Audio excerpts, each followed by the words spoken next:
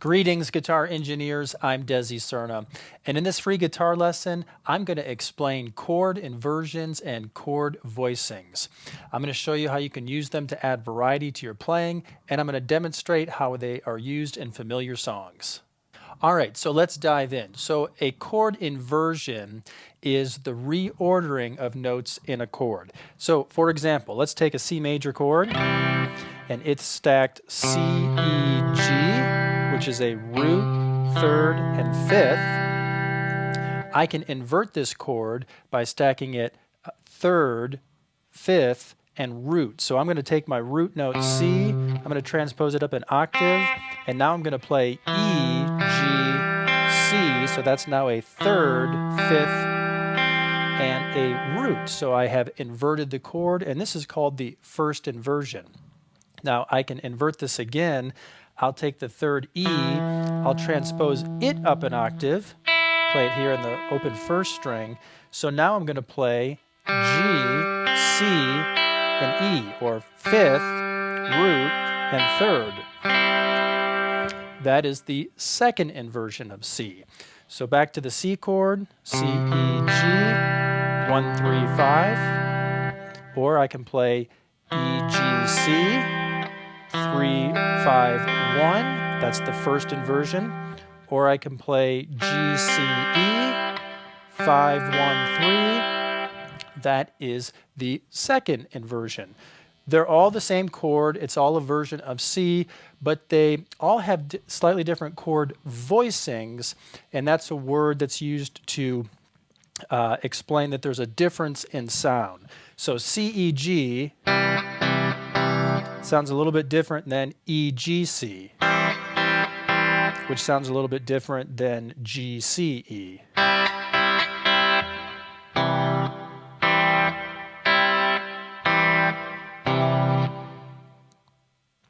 Now with chords, technically, if you play something other than the root in the bass position, which is the lowest position, you need to indicate that with a slash. So we would call this C, but when you play E, G, C, you would actually call that C/E. That means it's a C chord, but you actually have an E in the lowest position. And then the second inversion here would be called C/G because I'm beginning to strum on G. I have G in the lowest position now.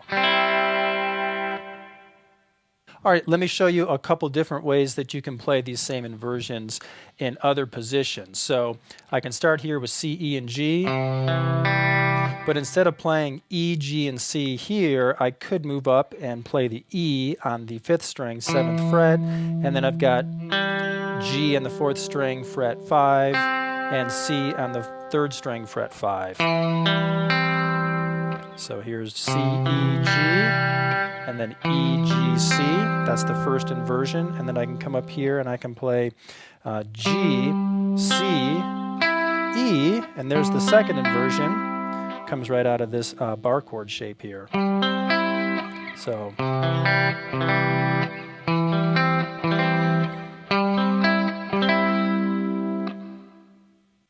All right, let's keep going. So I could play C, E, G right here.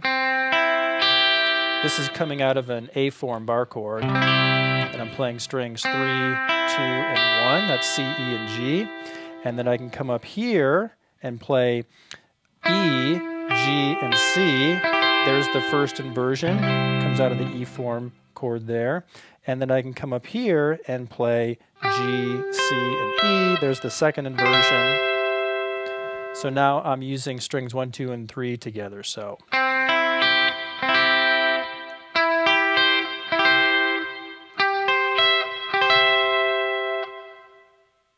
All right, so those are chord inversions. I've shown you how to play them with a C chord. You could do them with other major chords. You could do them with minor chords too. So for example, here's an A minor chord. And let me just take the top 3 strings, 1, 2, and 3, and I'm going to play A, C, and E. That's 1, flat, 3, 5. That's the A minor chord. And then I can invert that. I'll take the A up an octave, and then I'll put the third C in the bass position, and I get C, E, A. You can think of that as coming out of this minor chord shape. Then I can invert this, so I'll take the C up an octave, and I'll play E, A, and there's the C. And this is kind of like a D minor chord shape, if you know D minor in the open position. So back to A minor. Here's its first inversion, and its second inversion. So that's how inversions work in music theory. You basically take a chord's triad, which is its 3 notes, and they kind of leapfrog one another. So you take the note in the bottom position and you transpose it to the top position. So you take the root, put it in the top position, which means you now have the third in the bass. That's the first inversion. Then you take that third, transpose it up an octave. Now you have the fifth in the bass. That's the second inversion. And if you kept going, you could put that fifth up an octave. Now you have the root in the bass position again, so that's no longer an inversion, you're just an octave higher than where you started. All right, so now you know how the basic concept of inversions work, but it gets a little bit more complicated than that. You know that on guitar, when we play chords, we typically play more than just 3 notes. So for example, if we go back to that original C chord, I'm actually playing 5 strings here. I'm playing C, E, G, C, E. So I am repeating some of the chord's members. Members refers to the actual notes in the chord here. And if I go to the first inversion and put the third E in the bass, I could actually play E, G, C, and I could put an E on top. Or I could put a G on top, because G is part of a C chord as well. This, regardless of how I voice it, this is still a C/E chord, and it's still considered a first inversion because you have the third interval in the bass position. So even if you repeat some of the chord members on top, it's still considered a first inversion. So likewise, if I come up here and I put the fifth G in the bass position and I play, 5, 1, 3, 5, 1. In music, this would be written C/G because we have G in the bass position. And even though I actually have 5 notes here and I put, an extra fifth and an extra root on top of the chord, we still would consider that to be a first inversion because of the bass note. This brings us back to the word voicing. I've mentioned that earlier a few times. I want to explain again what that means. It just refers to how chords can sound different even though they use the same notes because the way that the notes are stacked changes. So let me explain that and demonstrate that to you. Let's go back to the open position C chord. So that's a C chord. Here's a C chord as a bar chord, an A-form bar chord. Both of these are C chords, and they both use a combination of the same notes, C, E, and G, but they sound different. With this chord, we're stacking it root, third, fifth, root, third, but with this chord, we're stacking it root, fifth, root, third, fifth.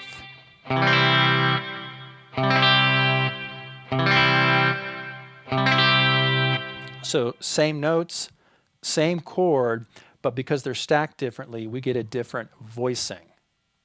And I could go on, I could play all sorts of different types of C chords by combining its notes in different ways. I'll start here in the open position. This is how you probably play a C chord typically, but did you know that you could also grab the G on top with your pinky? Because you could have either the first string open E or G in the chord because both notes are part of the chord. So you could get a different voicing like that. You could also put G in the bass position right here. My pinky's going to grab the C now, so I could go. This would be a second inversion of C because we have the fifth in the bass position. You'd call this C/G. And I could even play the second inversion using the low 6th string E, which is the third. That would be C/E. So look at all the different ways I can voice the C chord in this position. And then you can move around the neck and you could do the same thing with different C chords. So I could play C like this. I could put that G note on top. I could put the G in the bass position. And maybe I play C in G form like this. Or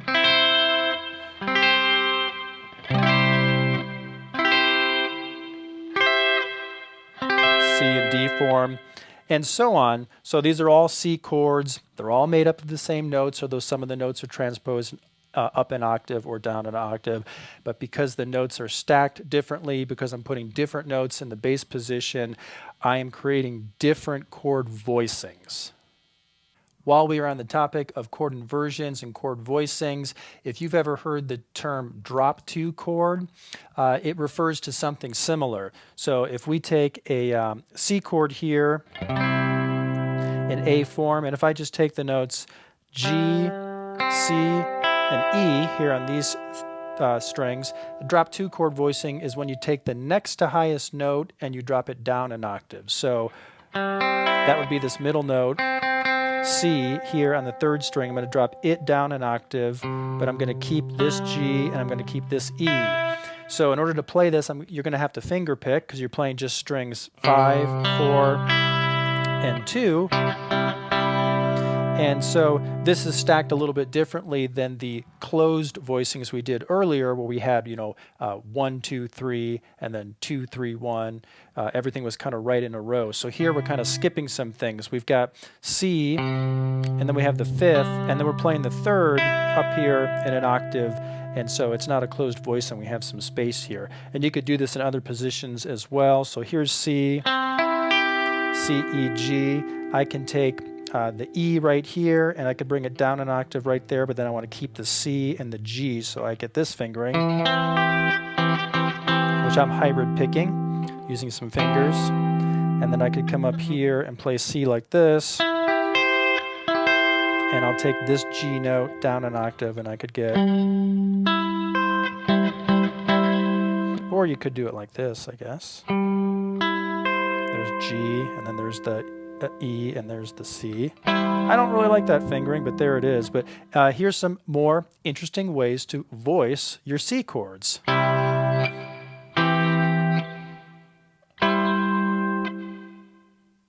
Technically, those are called drop 2 chord voicings. So let's just talk about why knowing this is so useful. Let's just play a plain old chord progression in the key of C, doing something like this. So,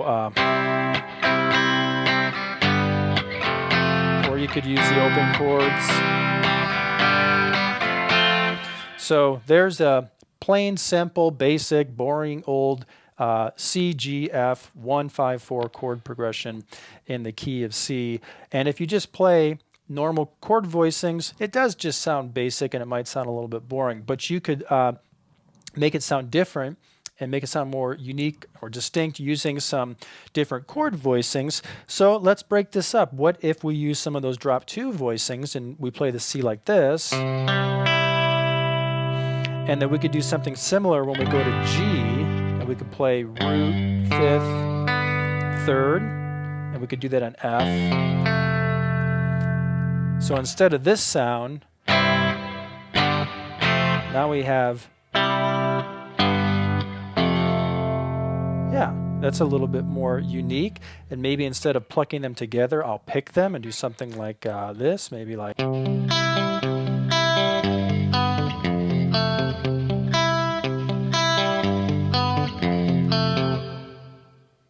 All right, it's sounding more interesting now.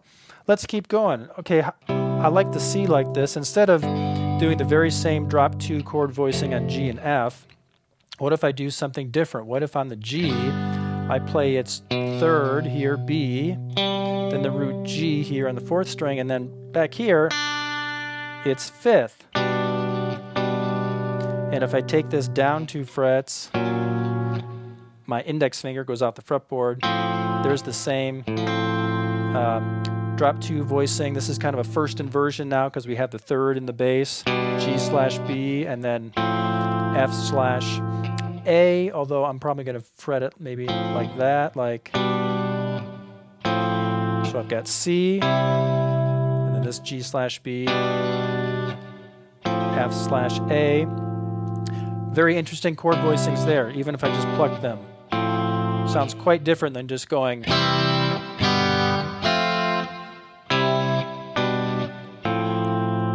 Now I'm going to pick it to make it sound a little bit different.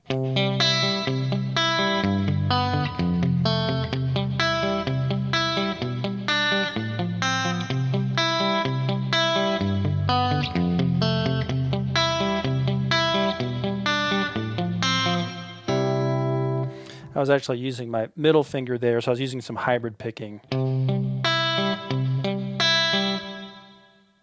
Anyway, the point of this little demonstration is just to show you how sometimes adding variety to your playing or making your music more complex doesn't necessarily mean that you have to use more complicated chords or some sort of complicated music theory concept.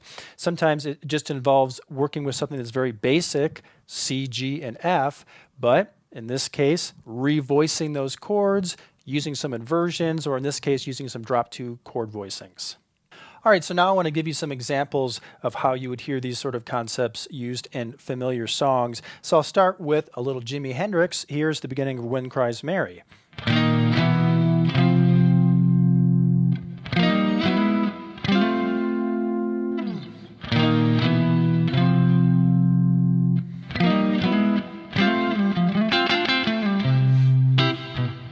And it goes on.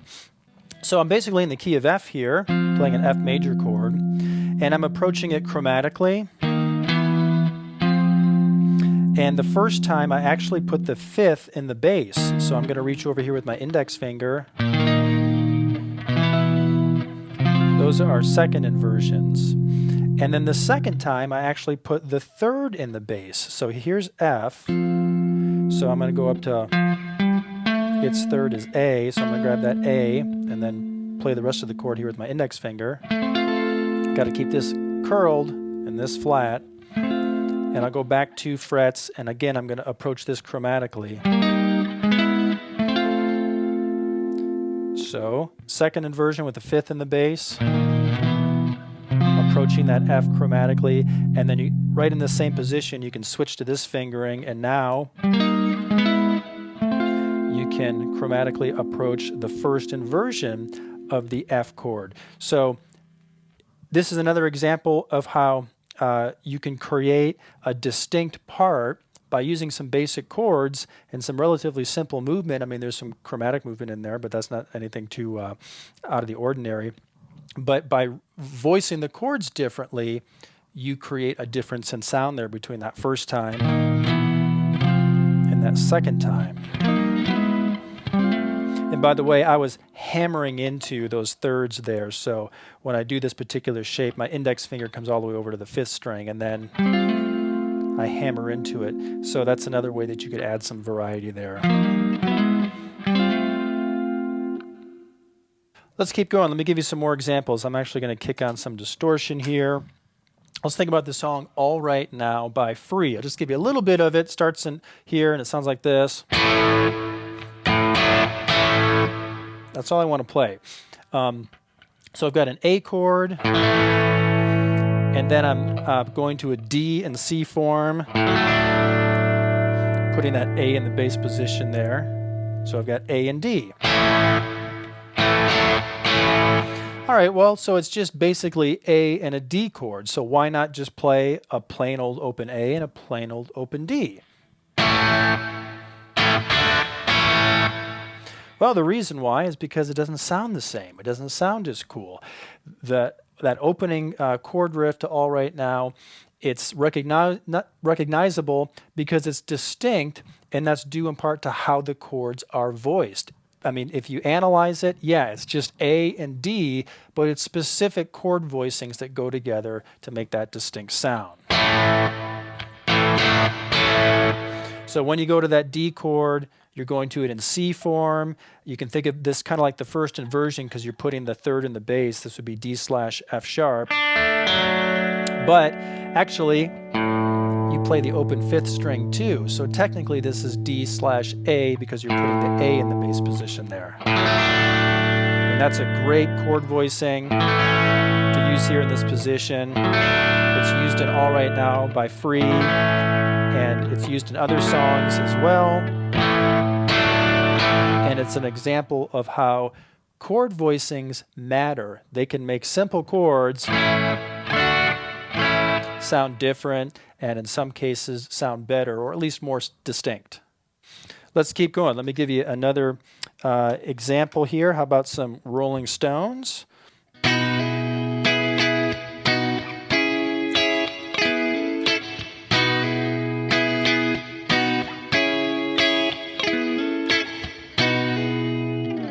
So I'm in the key of E here, and I'm basically playing a chord progression that's 1, 5, 6, 4, but I'm not using plain standard bar chords. If I did, it would sound like this.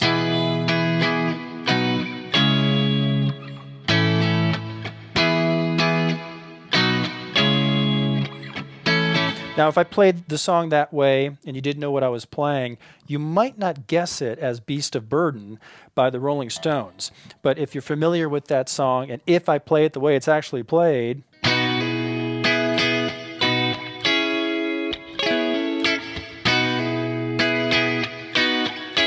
you should recognize it there. So it has a very distinct sound that we identify as Beast of Burden, and that's due to these unique chord voicings that it's using. And there's some articulations in there as well. I kind of hammered in from a B to an E, you know, and then hammered on from an E to an A and C form, and that kind of gives it its distinct sound as well. But again, if I just played this using basic chords somewhere,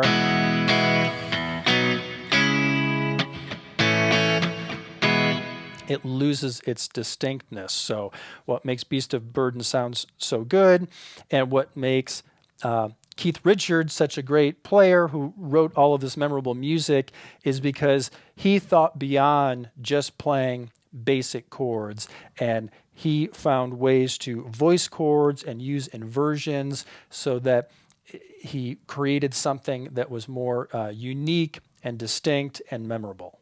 We'll keep going. How about a little bit of Crazy Train, if you're familiar with the chord changes in that song?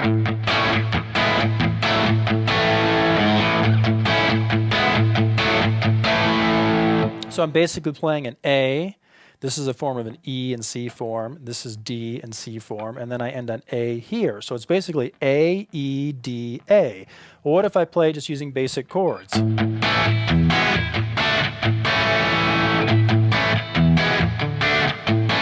It doesn't sound as interesting, does it?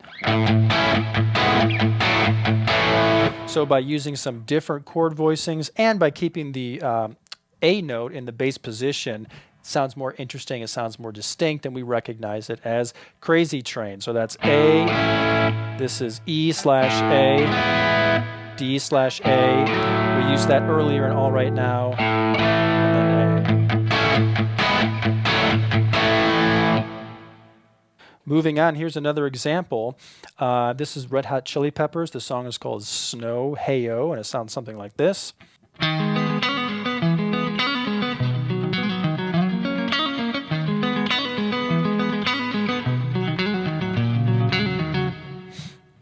All right, so the basic chords here are G sharp minor, E, B, and F sharp, which is basically 6, 4, 5, 1. And if I play the chords using standard bar chord shapes, it sounds like this.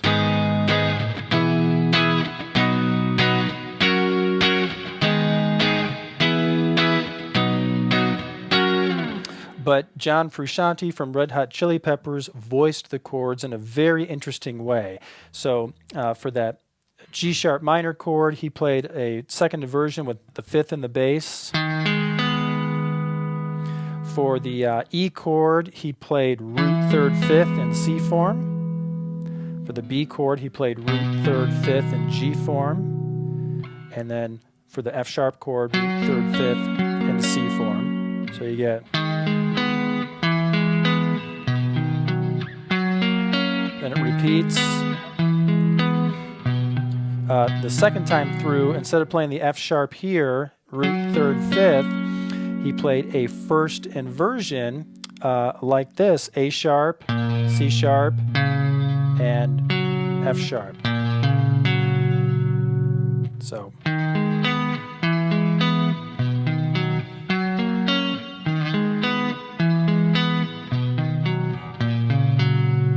Now there's more to it than that. He was kind of arpeggiating it and putting some hammer-ons in there.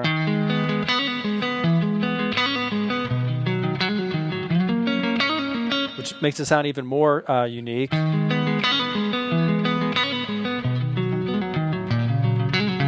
But even without that, notice how much the sound changes. It suddenly doesn't just sound like a stock standard progression. It sounds more interesting because of the way that the notes are stacked and because of having some alternate bass notes, like that fifth in the bass on the minor chord here, and then that third in the bass at the end.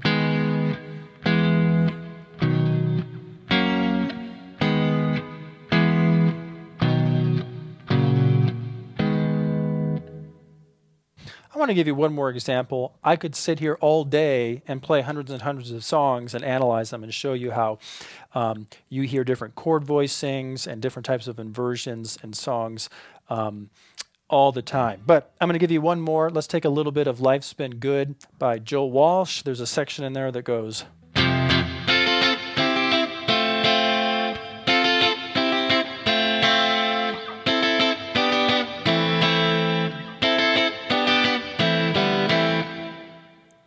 So I'm using the chords here: F, C, and F, and I'm using some specific inversions. The F here is a second inversion with a fifth in the bass, so that's 5, 1, 3. Then I play C as 1, 2, 3, C, E, G, and then I end here on F, and this would be a second inversion: A, C, F. Actually, sometimes I put the root in there. So it's F, C, F.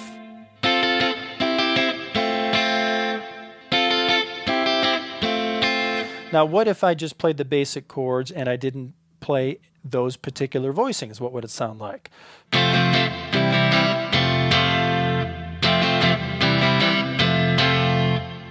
As you can see, it loses its character. Doesn't sound like the song. If you're familiar with the song, it doesn't sound right. After F, C, and F, you then play A minor. This would be a first inversion with the third C in the bass. Then a G major, first inversion with its third in the bass. And then you can just go to A minor like this. So.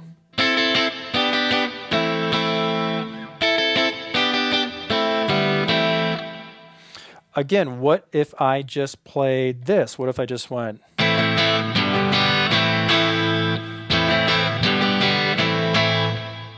It really kind of loses its uniqueness. And if you heard me just doing this,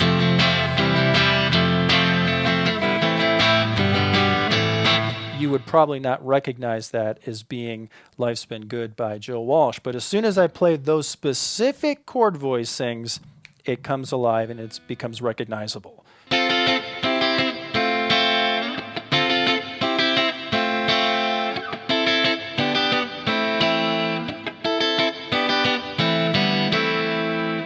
Basic chords here, right? F, C, A minor, and G. Nothing fancy here, but Joe Walsh created a great part by thinking a little outside of the box, and instead of just playing stock standard chord fingerings, he broke it down into specific inversions, specific voicings that went together to create something distinct, and it's one part of what makes that song sound so great. So let's take this.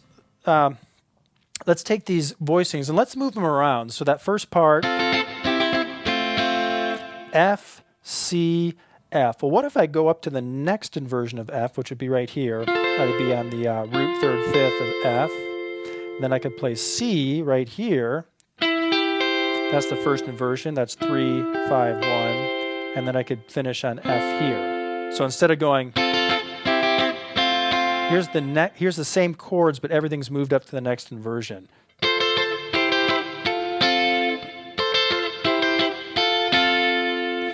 This is kind of an interesting exercise just to see how inversions work and how you could change the sound. But so I wanted to point that out, but I also wanted to point out that if you went to see Joe Walsh in concert and it got to that part in the song, and instead of hearing, you heard, you'd probably go, huh? That doesn't sound right, you know, because even though I'm playing the very same chords, the voicings used in this section are really what make it sound distinct. So if I played different voicings, it wouldn't sound right. I could do this again. I could play F up here in the next inversion, and then there's C, and then end on F here. So I could go.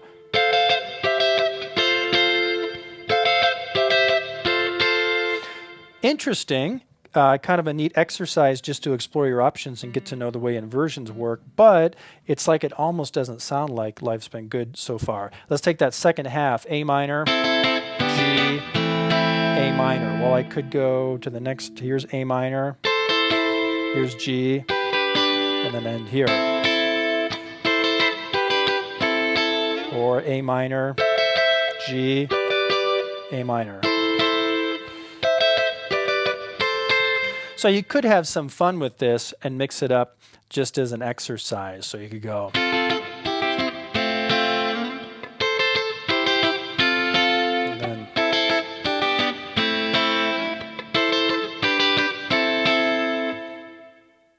All right, so now you know what a chord inversion is, and you know what different chord voicings are. You understand how you can use them to add variety to your playing, and you understand how they are used in familiar songs, and they are part of what makes each song sound distinct.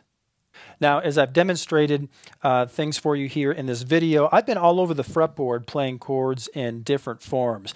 And the way that you do that is you learn the cage system. So in my guitar theory course, Fretboard Theory Chapter 2, I teach the cage chord system. Now you might be familiar with the cage system as a means to arrange scales on the fretboard. That's not what I teach in Fretboard Theory Chapter 2. I focus strictly on the chord shapes. So caged stands for the 5 basic chord shapes that we use on guitar: C, A, G, E, and D. And I'll just give you a quick overview of kind of what that system is, and so you understand why it's so helpful and why it enables me to move all over the fretboard and play chords. So when you study the cage chord system, the way I teach it, I show you how you can play each chord shape as an arpeggio pattern. That means that you can play the notes of the chord up and down like a scale, and you can cover all of the available notes related to a particular chord in one position. So for example, for the C chord, if I play all of the available notes, C, E, and G, low to high, I get this.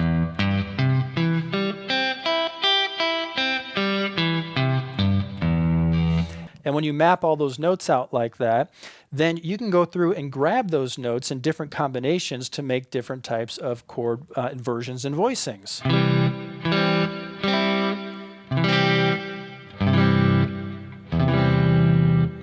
You can not only do this in the open position, but I can turn this into a bar chord and move it around. So here's the same shape now with D, and here's my arpeggio pattern. And then I can grab these notes in different combinations and make all sorts of interesting chord shapes for D here.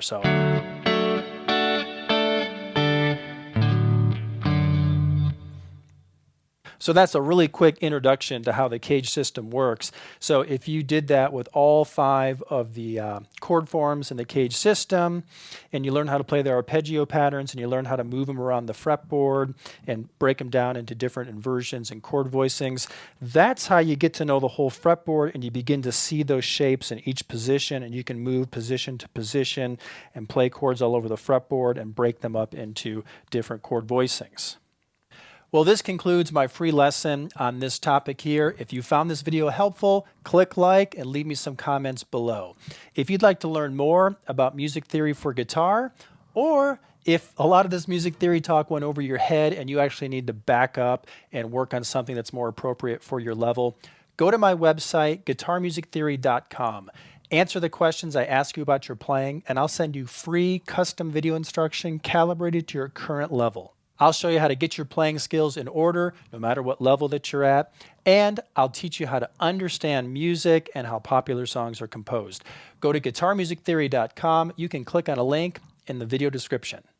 All right, well, thanks for watching. I'm Desi Cerna. Before you go, be sure to subscribe and click on the notification bell to receive alerts when new videos are uploaded.